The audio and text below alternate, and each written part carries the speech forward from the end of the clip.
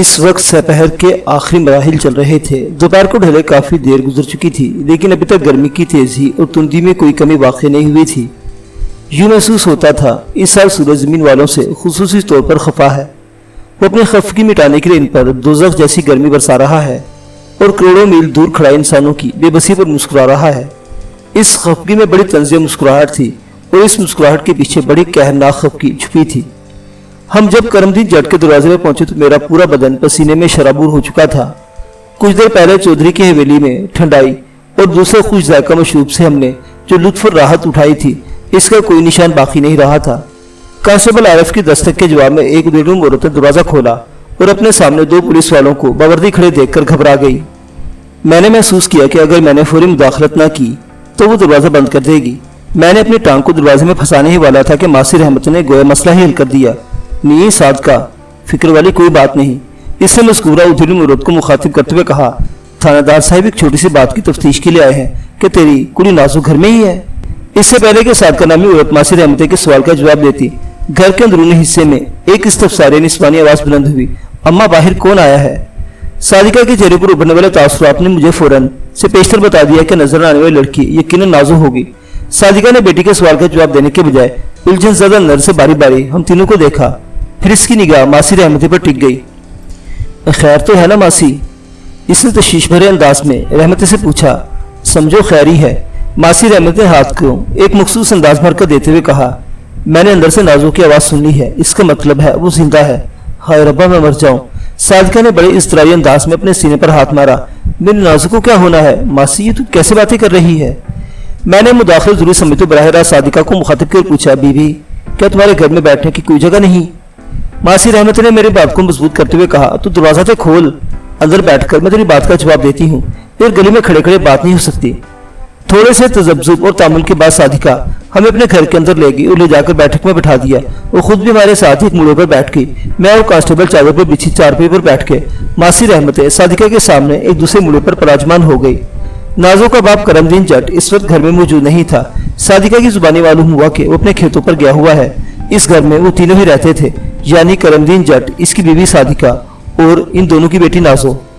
صادقہ باری باری ہم سب کو الجھن زدہ اور وحشت بھری نظر سے دیکھ رہی تھی۔ میں نے روح سخن ماسی رحمتی کی جانب پھیرتے ہوئے پوچھا، ماسی میں بات شروع کروں یا پہلے تم بولو گی؟ بات تو آپ ہی شروع کریں تھانے دار صاحب، رحمتی نے جواب دیا، لیکن اس سے پہلے میں صادقہ سے اتنا ضرور کہوں گی کہ کوئی لسی پانی کا بندوبست کرے۔ گرمی اتنی زیادہ ہے کہ یہاں تک آتے آتے چھی بول گئی ہے۔ صادقہ کی الجھن اپنی جگہ برقرار تھی۔ اس نے متذبذب انداز میں پوچھا، ماسی تم نے میری نازو کے زندہ ہونے کی بات کی تھی، یہ کیا چکر ہے؟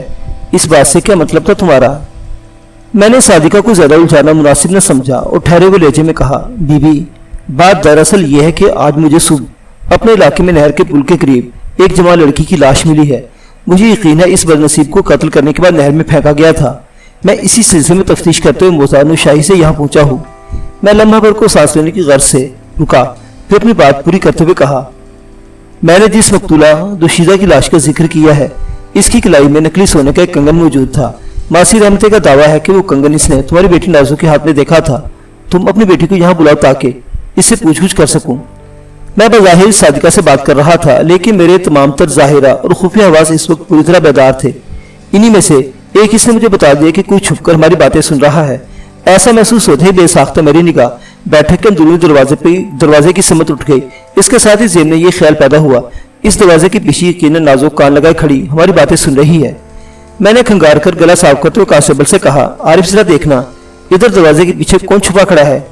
اسی لمحے اس قسم کی پراسرار آوازیں پیدا ہوئی جیسے جلدی میں کسی نے وہاں ہٹنے کی کوشش کی ہو۔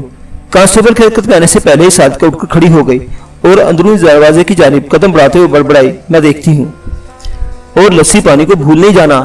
ماسی رحمت نے یقین دہانی کرانے والے انداز میں کہا، پیاس اور گرمی نے برا حال کر رکھا ہے۔ میں نے تاکیدی انداز میں کہا، صادقہ بی بی لسی پانی کو بندوبست بعد میں کرتی رہنا، پہلے تم اپنی بیٹی نازو کو میرے پاس بھیج دو تاکہ میں تفتیشی کام کا آغاز کر سکوں۔ صادقہ کوئی جواب دیے بغیر بیٹھک کے دروازے سے نکلے اور گھر کے اندرونی حصے میں غائب ہو گئی۔ 10 منٹ بعد وہ نازو اور لسی کے ساتھ واپس آ گئی۔ میں لسی پر سے نگاہ ہٹا کر تنقیدی انداز میں نازو کا جائزہ لینے لگا۔ اس کی عمر لگ بھگ 18 سال رہی ہوگی۔ رنگت سانولی تھی۔ وہ پستہ قامت والی ایک دھان پان لڑکی تھی۔ اپنی ماں کے اشارے پر वो एक मुड़ा संभाल कर बैठ गई। सादिका हम सबके लिए पीतल के गिलासों में लस्सी उड़ाने लगी तो मैं नाजो की जानिब मुतवज्जो हो गया। इस दौरान मैंने मकतूला दुशीजा की लाश की कलाई से हासिल और मसनूई सोने का कंगन जेब से निकाल लिया था। मैंने मुस्कुरा कंगन नाजो को दिखाते हुए पूछा, इस कंगन को पहचानती हो? ये आपको कहाँ से मिला? वो हिजानी अंदाज में बोली। मैंने इसकी आंखों में झांकते हुए कहा, सारा किस्सा तुम दरवाजे के पीछे छुपकर सुन तो लिया है, इसके बावजूद भी पूछ रही हो? जी, इसने खिसियाने वाले अंदाज में कहा। मैंने क्या सुन लिया है? ज्यादा भोली बनने की जरूरत नहीं, मैंने कदरे सख्त लहजे में कहा। जब मैं तुम्हारी माँ को इस कंगन के बारे में बता रहा था तो तुम इस दरवाजे से कान लगाए अंदर की सुनगुन ले रही थी। मैंने धूप में नहीं, थानेदारी करते हुए बाल सफेद किए हैं। अगर मुझे चक्कर देने की कोशिश की तो बुरी तरह पछताओगी। मेरी धमकियां में इस बातों ने इस पर गहरा असर किया।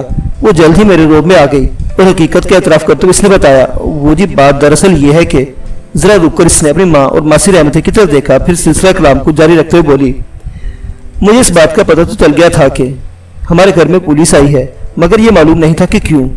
इस क्यों ने मेरे अंदर तजस्सुस को जगाया और मैं बैठक के दरवाजे से कान लगाकर सुनने की कोशिश करने लगी कि अंदर किस किस्म की बातें हो रही हैं। लेकिन आप यकीन करें, मैं बड़ी से बड़ी कसम खाने को तैयार हूँ कि मैंने आपकी बातें ही सुनी।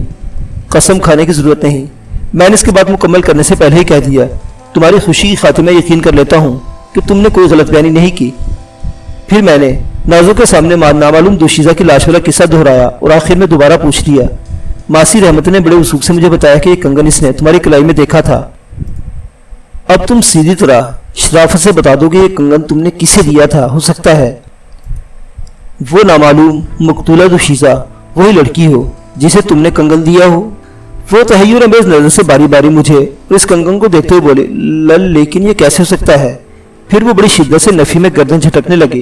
क्या नहीं हो सकता? मैंने इसकी आंखों में देखते हुए इस्तफसार किया।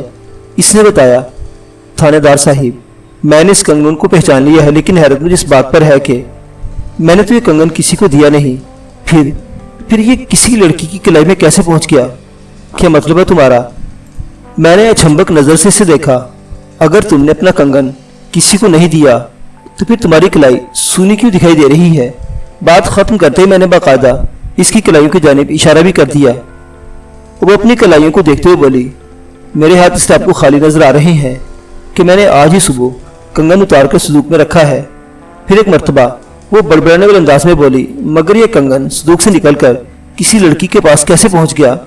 बात मुकम्मल करते ही वो एक झटके से उठ खड़ी हुई। कहाँ जा रही हो? मैंने तेज आवाज में इससे पूछा। मैं संदूक में कंगन देखे जा रही हूँ, वो पूरा जम अंदाज में बोली। मैंने इसे रोकने की कोशिश नहीं की। अभी थोड़ी देर में पता चल जाना था कि आखिर इस कंगन का माजरा क्या है। नाजो के रवैये और तासुरात से मैंने अंदाजा लगा लिया था कि वो दरोग गोई से काम नहीं ले रही थी। मैंने बड़ी बेताबी से इसका इंतजार करते हुए नमकीन ठंडी ठार लस्सी को अपने मैदे में उतारने लगा। वो इधर गई उधर वापस आ गई। पहले मेरे हाथ में कंगन को देखकर हैरान हुई थी, अब वैसा ही एक दूसरा कंगन इसके हाथ में देखकर मैं हैरत ज़दा था। वो अपने हाथ वाले कंगन को मेरी जानिब बढ़ाते हुए बोली, ये देखें, मेरा कंगन तो संदूक में ही रखा हुआ है। मैंने नाजो वाला कंगन अपने हाथ में लिया, फिर घुमा फिराकर बड़े गौर से इन दो हम शक्ल कंगनों का जायजा लेने लगा। वो हूबहू एक दूसरे की कापी थे। यूं महसूस होता था वो एक ही सांचे में ढलकर तैयार हुए हों। मुझे इन कंगनों में जरकते भर फर्क दिखाई न दिया। एक लम्हा सोचने के बाद मैंने नाजो से सवाल किया, नाजो, तुम्हारे पास ये कंगन कहाँ से आया है? मेरा मतलब है तुमने इसे किस दुकान से खरीदा है? एक फौरी ख्याल के तहत मैंने नाजो से कंगन के बारे में से पूछ लिया था कि अगर मुझे इस दुकान का पता चल जाता जहां से नाजो ने वो कंगन खरीदा था तो मैं इस दुकानदार से तफ्तीश करके यह मालूम कर सकता था कि इसने ऐसे कंगन और किस किस को फरोख्त किए थे। लेकिन नाजो ने तोकू के बरक्स जवाब दिया, मैंने ये कंगन किसी भी दुकान से नहीं खरीदा। खरीदा नहीं तो फिर किसी ने तुम्हें तोहफा दिया होगा, मैंने पूछा। इससे पहले कि नाजो मेरे सवाल का जवाब देती, इसकी माँ सादिका बोल उठी, नाजो, कहीं ये वही कंगन तो नहीं जो मुसर्रती ने तुम्हें दिया था? हाँ माँ, ये वही कंगन है। नाजो जल्दी से बोली, मुसर्रती? एक नया किरदार सामने आया, लिहाजा इसके बारे में इस्तफसार जरूरी हो गया। मैंने बारी बारी नाजो इसकी माँ की जानिब देखते हुए पूछा, ये मुसर्रती कौन है भाई? सादिका ने जवाब दिया, मुसर्रती का असल नाम तो मुसर्रत जबी है, लेकिन बिगड़कर मुसर्रती हो गया है। नाजो से इसकी बड़ी पक्की दोस्ती है। कहीं तू जमीला की बेटी मुसर्रती की बात तो नहीं कर रही? मासी रहमत ने सादिका से पूछा। हाँ हाँ, वही मुसर्रती, पर इस मुसर्रती की तो 2 महीने पहले शादी हो गई है। हाँ मासी, सादिका इस बात में गर्दन हिलाते हुए बोली। पिछले दिनों वो इधर इकबाल नगर आई थी। इस वक्त इसने ये कंगन मेरी नाजों को तोहफे में दिया था। मैं इन दोनों औरतों की बाह में गुफ्तगू से चौंक उठा और कदरे मुसरब लहजे में पूछा, तुम लोग जिस मुसर्रत जबी उर्फ मुसर्रती का जिक्र कर रहे हो, क्या इसका ताल्लुक इसी इकबाल नगर से है? मासी रहमत अचानक किसी गहरी सोच में डूब गई थी। चुनांचे सादिका ने मेरे सवाल का जवाब दिया, मुसर्रती के माँ बाप तो इधर ही रहते हैं जी, इकबाल नगर इसका मैका है। वो 2 महीने ब्याह कर यहाँ से उधर टांडा गई है। टांडा? मैंने ज़ेर लब दोहराया। इसका मतलब है आजकल अपने ससुराल मौजा टांडा में है? जी हाँ, चंद दिन पहले तो गई है, सादिका ने जवाब दिया। मासी रहमत गहरी सोच से बाहर निकल आई और तमतमाती हुई नजर से मेरी जानिब देखते हुए बोली, ये मुसर्रती भी मेरे ही हाथों पैदा हुई थी और मेरी निगाह के सामने पल भर कर जवान हुई है। इससे लम्हा भर तोक्कु किया, फिर मुझसे पूछने लगी, थानेदार साहिब, आप इस लड़की का हुलिया क्या बताया है जिसकी लाश आपको नहर से मिली है? मैंने नहायत ही मुख्तसर मगर जामे अल्फाज में नामालूम मकतूला दुशीजा का हुलिया दोहरा दिया। मासी रहमत मायनेखेज अंदाज में गर्दन हिलाते हुए बोली, ये हुलिया तो बड़ी हद तक मुसर्रती पर फिट बैठ रहा है। ए मासी, तेरी मत तो नहीं मारी गई? सादिका ने तेज आवाज में कहा, मुसर्रती तो चंद दिन पहले ठीक ठाक यहाँ से गई है, ऐसी बातें क्यों मुंह से निकालती है? मासी रहमत के गंभीर इंकिशाफ ने मुझे रेड अलर्ट कर दिया। वो एक जहादीदा और तजर्बाकार औरत थी। 65 साल की उम्र भी बगैर अन्न के कुरान पाक पढ़ लेती थी। इसकी निगाह को धोखा होने के इम्कान न होने के बराबर थे। इससे पहले कि मैं कुछ बोलता, मासी रहमत ने हाथ नचाते हुए कहा, सादिका, मैं कोई मुसर्रती की दुश्मन थोड़ी हूँ, वो तो मेरी पोती की तरह है। मैंने तो हक सच की बात की है। अल्लाह मुसर्रती को हयाती दे, पर तू भी अपने ईमान से बता, जो हुलिया थानेदार साहब ने बयान किया है वो मुसर्रती से मैल नहीं खाता। बात तो तू ठीक ही कर रही है मासी, सादिका ने पुरमानी अंदाज में सर हिलाते हुए सोच में डूबे हुए अंदाज में कहा, रब खैर करे, बड़ी सोनी कुड़ी है। मैंने इन दोनों औरतों को नजरअंदाज करते हुए नाजों की तरफ मुतवज्जो हो गया। वो मुसर्रत की गहरी दोस्ती लिहाजा इसके बारे में ज्यादा बेहतर तौर पर बता सकती थी। मैंने इससे पूछा, नाजो, तुम तो मुसर्रती की गहरी सहेली हो, मैंने अभी जो हुलिया बयान किया है, क्या तुम्हें लगता है मुसर्रती ऐसी ही है? लगता तो है जी, मुतज़ब्ज़ब लहजे में बोली, आप मुझे इस लड़की की लाश दिखाएं, मैं देखकर फौरन पहचान लूंगी कि वो मुसर्रती है या नहीं। मैंने कहा, जब इस नामालूम दुशीजा की लाश अस्पताल से वापस आएगी तो मैं तुम्हें दिखा दूंगा। फिलहाल तुम मुझे इस कंगन के बारे में बताओ। इनमें से कौन से कंगन के बारे में बताऊं जी? नाजू ने मेरे हाथों की जानिब इशारा करते हुए कहा। मैं फौरन इसके सवाल की बुनियाद तक पहुंच गया। इस वक्त वो दोनों कंगन मेरे हाथ में थे। मैंने नाजू को दिखाते हुए पूछा, इनमें से तुम अपने कंगन को पहचान सकती हो? बहुत मुश्किल है जी, वो मुतामलाना अंदाज में बोली, ये दोनों बिल्कुल एक जैसे ही हैं। हाँ, एक जैसे तो हैं, मैंने कुछ सोचते हुए कहा, फिर इसकी आंखों में देखते इस्तफसार किया। मुसर्रती ने ये कंगन तुम्हें तोहफे में देते हुए कुछ कहा भी था? जी, इसने कहा था कि मैंने एक जैसे 2 कंगन इसलिए खरीदे हैं कि एक मेरे पास रहे और दूसरा मेरी सहेली नाजो के पास, मेरी दोस्ती की निशानी के तौर पर। ओह, मैंने गहरी सांस खारिज करते हुए कहा, तो एक ऐसा ही कंगन तुम्हारी सहेली मुसर्रती के पास भी है? जी हाँ, जी हाँ, वो जल्दी से इस बात में सर हिलाते हुए बोली। फिर मेरे हाथ में मौजूद 2 एक जैसे कंगन देखकर उलझन में पड़ गई। यूं महसूस होता था वो कोई बहुत गंभीर बात सोच रही हो। इसका मतलब है, मैंने पुरख्याल अंदाज में कहा, मुझे नहर से जिस नामालूम मकतूला दुशीजा की लाश मिली है वो मुसर्रत जबी उर्फ मुसर्रती भी हो सकती है। मेरा अंदाज खुद कलामी वाला था। बात खत्म करते मैं उठकर खड़ा हो गया। कांस्टेबल ने फौरन मेरी तकलीद की। मासी रहमत ने पूछा, थानेदार साहिब, मेरी और जरूरत है या आपकी तफ्तीश मुकम्मल हो गई? शाम होने वाली है, अगर आपका काम हो गया हो तो मैं घर जाती हूँ। मुझे तुम्हारी जरूरत नहीं, मैंने कहा, लेकिन इसका मतलब ये भी नहीं कि मेरा काम खत्म हो गया है। असल काम तो अब शुरू हुआ है। तुम इतना करो कि हमें मुसर्रत के माँ बाप के घर पहुंचा दो, इसके बाद तुम अपने घर चली जाना। इससे लम्हा भर को सोचा, फिर उठते हुए बोली, आए जी मेरे साथ। हम करमदीन झट के घर से निकले और मासी रहमती की रहनुमाई में मुसर्रती के मैके की जानिब बढ़ गए। जब हम खुशी मोहम्मद के दरवाजे पर दस्तक दी तो इस वक्त मगरिब की अजान हो रही थी। मैंने मासी रहमती को जाने की इजाजत दे दी और दरवाजा खुलने का इंतजार करने लगा। रहमती ही की जुबानी मुझे मुसर्रत के वालिद खुशी मोहम्मद के बारे में मालूम हुआ था कि गांव के मेन बाजार में इसकी दूध दही की दुकान है। मेन बाजार वहां से 2 गलियों के फासले पर था। रहमती ने मुझे बताया था कि मुसर्रत की शादी हो जाने के बाद इसके घर में 3 अफराद रह गए थे, यानी मुसर्रत का बाप खुशी मोहम्मद, इसकी माँ जमीला और छोटा भाई फवाद। मैं इस केस के ताने बाने अपने सिर में उलझा रहा था कि घर का दरवाजा खुला और दरवाजे में से मुझे एक मासूम सी सूरत दिखाई दी। वो 8-9 साल का एक भोला भाला बच्चा था। इस बच्चे से पूछना तो सरासर हिमाकत होती कि क्या ये खुशी मोहम्मद का घर है। रहमत जैसी जहादीदा औरत रहनुमाई के सिलसिले में कोई गलती नहीं कर सकती थी। बेटा, तुम्हारा बाप कहाँ है? मैंने नर्म लहजे में इस्तफसार किया। अब्बा तो इस वक्त दुकान पर होगा। وہ सरतपा गहरी नजर से हम दोनों का जायजा लेते हुए मासूमियत से बोला। इससे पहले कि मैं इससे मजीद कोई सवाल करता, घर के अंदर से एक सफसारे निस्वानी आवाज उभरी, फवाद पुत्र कौन है दरवाजे पर? अम्मा पुलिस आई है। फवाद नामी इस बच्चे ने अपनी माँ को जवाब दिया। हाय मैं मर जावा। उस औरत की घबराई हुई आवाज सुनाई दी, पुलिस? मैंने समझने में एक लम्हा नहीं लिया कि फवाद नामी इस बच्चे ने जिस औरत को अम्मा कहकर मुखातिब किया था वो जमीला के सिवा कोई नहीं थी। अगले लम्हे इस औरत की झलक दिखाई दी। वो सर पर दुपट्टा दुरुस्त करते हुए मुतज़ब्ज़ब लहजे मुस्तफसर हुई, क्या बात है जी, खैर तो है? जमीला एक खुश शक्ल औरत थी। इसकी उम्र 40 और 42 के आसपास रही होगी। पहले मेरे जी में आई कि इसे सूरत हाल से आगाह कर दूं, लेकिन एक फौरी ख्याल के तहत मैंने अपना इरादा तर्क कर दिया। जमीला एक माँ थी, इसके सामने ऐसे नागहानी बम का फोड़ना ठीक नहीं था।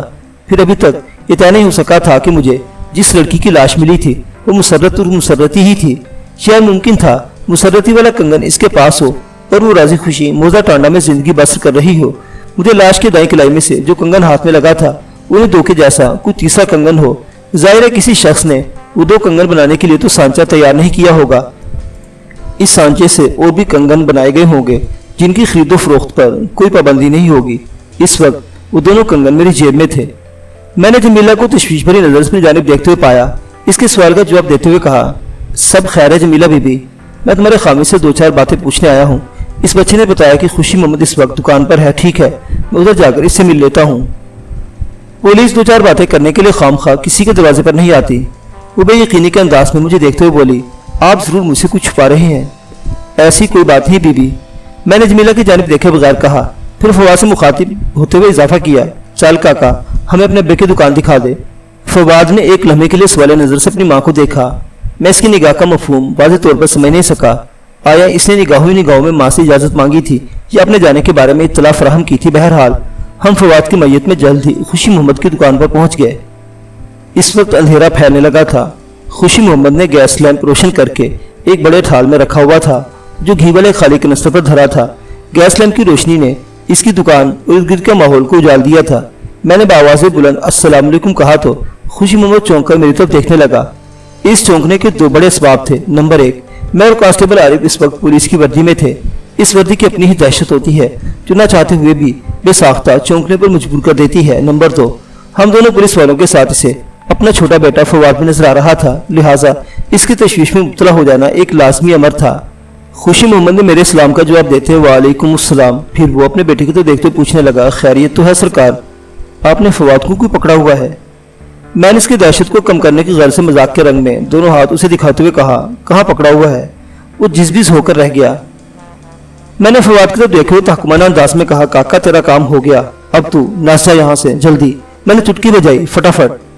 फवाद हमारे देखते ही देखते 9-2-11 हो गया। खुशी मोहम्मद को जब यकीन हो गया कि इसके बेटे पर कोई मुसीबत नासिल नहीं होने वाली तो इसने इत्मीनान भरी सांस खारिज की और उलझन सजा सवाल नजर से मुझे देखने लगा। मैंने नहायत ही मुनासिब अल्फाज में इसे सुबह वाले वाक़े और अब तक की तफ्तीश के बारे में बताया। फिर वो दोनों कंगन अपने जेब से बरामद करके इसे दिखाए। वो इन कंगनों को देखते ही पहचान गया और इस सारी लहजे में बोला, ये कंगन तो मेरी घरवाली ने मुसर्रती को खरीद कर दिए थे, जिनमें से इसने एक अपने पास रख लिया था और दूसरा करमदीन जट की बेटी नाजो को तोहफे में दे दिया था। इन दोनों कुड़ियों में बड़ी गहरी दोस्ती है, लेकिन मुझे यकीन है। वो लम्हे भर को रुका, फिर इजाफा करते हुए बोला, मुझे यकीन है कि आपको जिस लड़की की लाश मिली है वो मेरी मुसर्रती नहीं होगी। तुम्हें ये यकीन क्यों है खुशी मोहम्मद? मैंने इसकी आंखों में देखते हुए सवाल किया। वो मुतज़ब्ज़ब अंदाज में गोया हुआ, इसलिए कि अभी 4 दिन पहले तो यहाँ से चंगी भली गई है। मुझे पूरी उम्मीद है मेरी मुसर्रती उधर टांडा में खैरियत से होगी।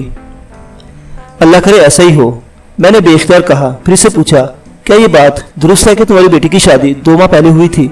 जी हाँ, इसने इस बात में गर्दन हिलाई। इसकी शादी को 2-2.25 महीने हुए हैं। वो पिछले दिनों यहाँ रहने के लिए आई हुई थी।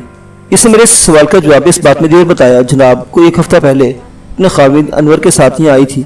अनवर उसे इकबाल नगर छोड़कर उसी दिन वापस टांडा चला गया था।